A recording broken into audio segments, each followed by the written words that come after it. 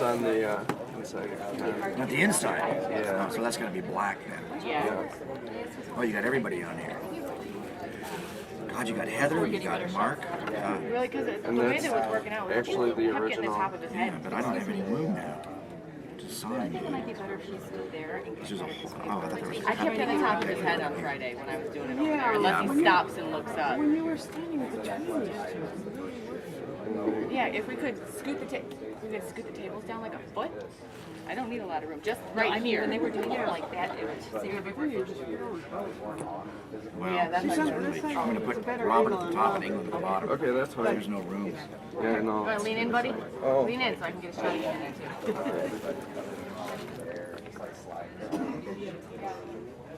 There you go. Actually, you know what? You recognize that at all, Robert? Huh? You recognize that glove at all? Yeah, this is, looks to me, It doesn't have the rings in We're gonna there. make a But space cut off. between the pictures and this table. So pull that one down. that it came off of the We're gonna wall. scoot his table down. I'm gonna What is this, squat part there, 'cause two? there was gaps Part 1 before. and 2, yeah. But we Yeah. no gap here. We're gonna scoot That's this the down. Recognize it, Robert? that's the original. Well, this looks right. Yeah, the leather glove is different, but the armature is. blades look right because they were small. Uh-oh.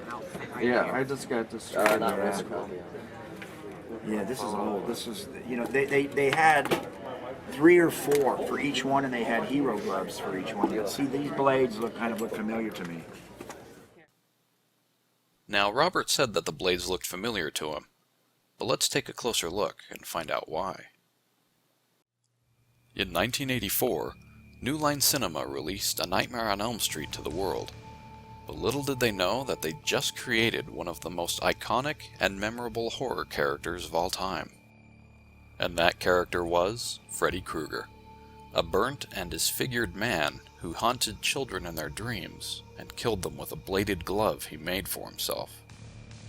Now, Freddy went on to appear in numerous sequels, sporting a different glove in almost every film. But whatever happened to the original glove that was used in Nightmare on Elm Street 1 and 2?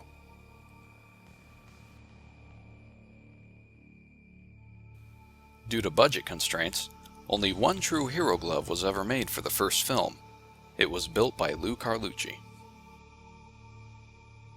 And I was told by Wes to just make it crude, something that would have been put together in a basement by the old man. The only thing that was in the drawing was one finger. So it was, once I did one finger, naturally it was simple to duplicate it again, but the drawing was very similar to this. There were some minor touches that I added in, but it was very similar. And the back plate wasn't in, so I added that to give it some structure and an area to attach the fingers to. But there are some aspects of the original glove that only I know. I know the glove was used on number 2, and then it mysteriously disappeared after Elm Street 2. So maybe someday if it pops up, I'll be able to identify it.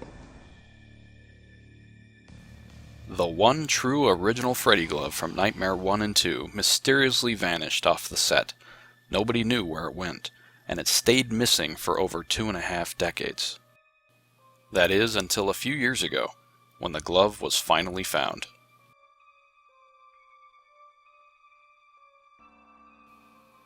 The glove was found by Mike Becker on an online auction that had ended only a few days prior to him finding it.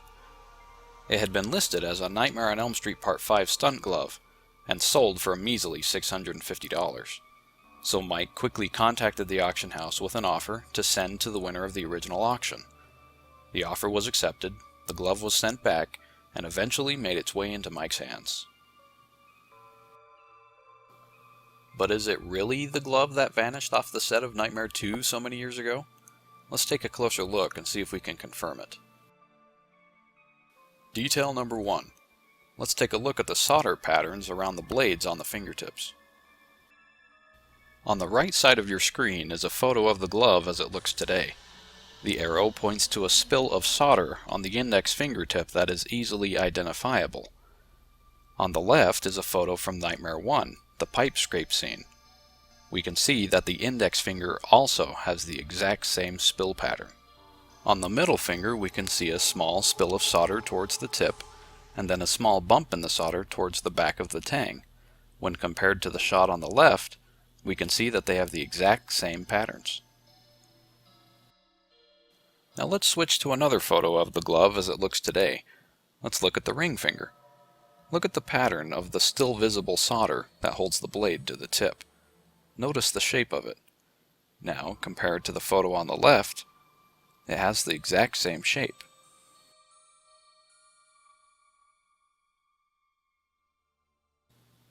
Detail number 2.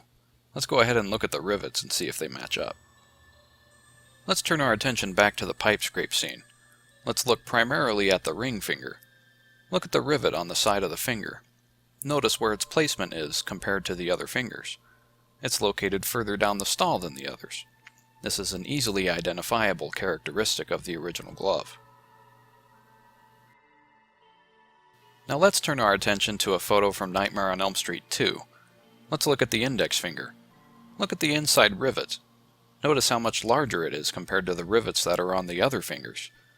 This rivet had been swapped out between Nightmare 1 and Nightmare 2, and it is an identifiable characteristic of the original glove.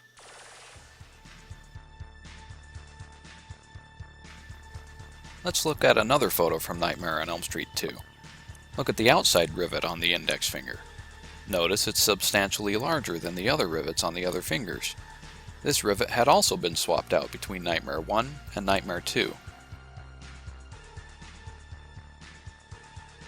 Now here's a shot from Nightmare 2 when Jesse finds the glove in his basement.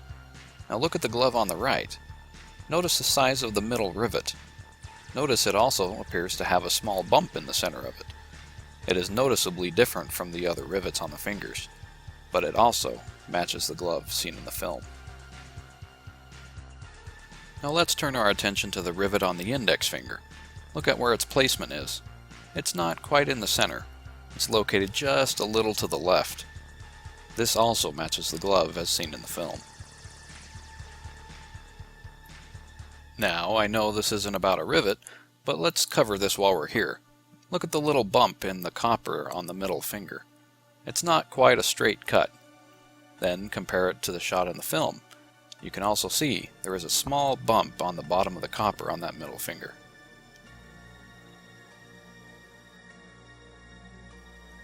Detail 3. The backplate stain. This is a good one, and I think it's one of the best. Now here's a shot we all know and love from Nightmare 1, the build sequence. Let's zoom in on the backplate and see if we can identify the stain a little bit better.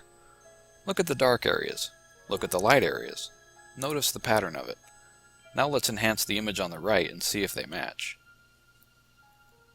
Look at the light areas, and look at the dark areas. It's nearly an identical match. The glove on the right is obviously older, but the stain is still there.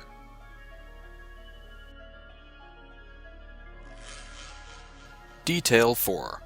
The index blade break. Now this is a detail that not many people know about.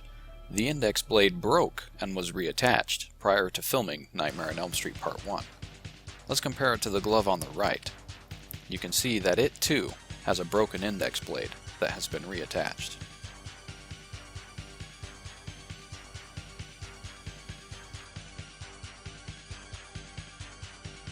Detail number 5, what I like to call the index finger bulge.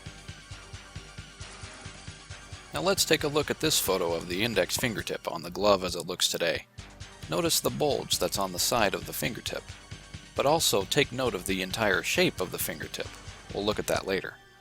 Now here's a shot from Nightmare 2 when Jesse finds it in his drawer. Look at the bulge. It's also on the glove seen in the film. Now here's a shot from the famous shower sequence that we all love. Notice the overall shape of the fingertip, and also the bulge. It's an identical match.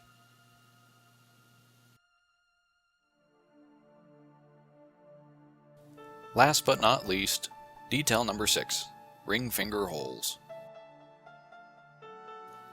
Now here's one of the promo stills from Nightmare 2.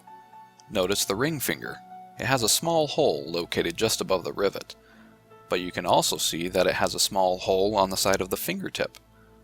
Now here's the glove as it looks today. You can also identify the small hole above the rivet, and also the small hole on the side of the fingertip. Once again, we have an identifiable match. Now we've only touched on 6 of the details that are identifiable on the glove in Nightmare 1 and 2, and the glove in possession of Mike Becker. But trust me, there are many more.